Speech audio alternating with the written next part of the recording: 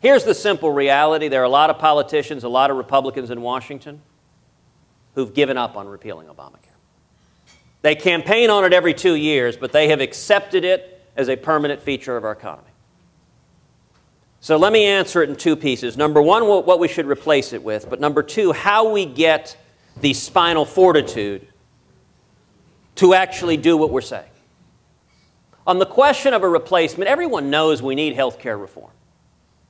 After we repeal Obamacare, we need to reform health care so that we expand competition, we empower patients and consumers, and we disempower government bureaucrats from getting between us and our doctors.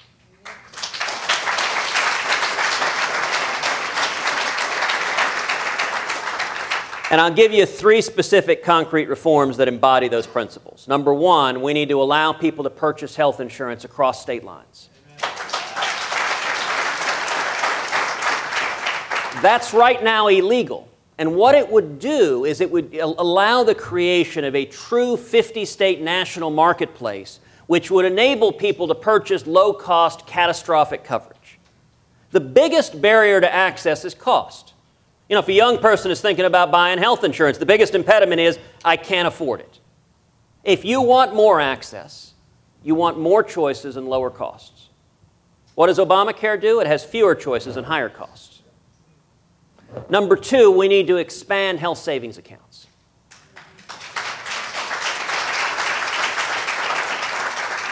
So people can save in a tax-advantaged way for more routine health care and prevention. And number three, we need to work to de-link health insurance from employment.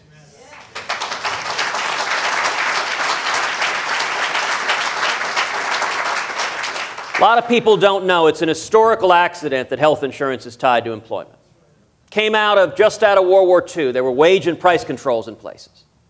And employers couldn't raise salaries to attract new employees, so they started offering perks like health insurance, and the tax laws incentivized that. Problem is, we don't live in the 1950s anymore, where someone goes and works for one company 40 years, retires, and gets a gold watch. We live in a mobile, transient economy and society. People move states, they move industries, they move jobs. And if you or I lose our jobs, we don't lose our life insurance, our house insurance, our car insurance. There's no reason you should lose your health insurance.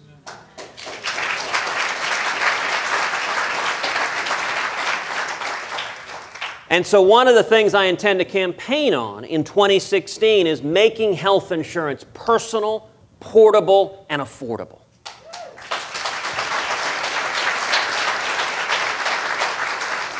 So let's circle back to the other half of your question.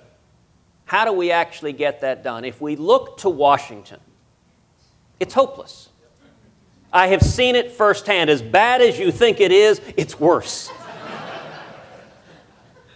But the reason I'm optimistic is just like in 1980. The Reagan Revolution came from the people. How do we actually repeal Obamacare? We make this election a referendum on repealing Obamacare.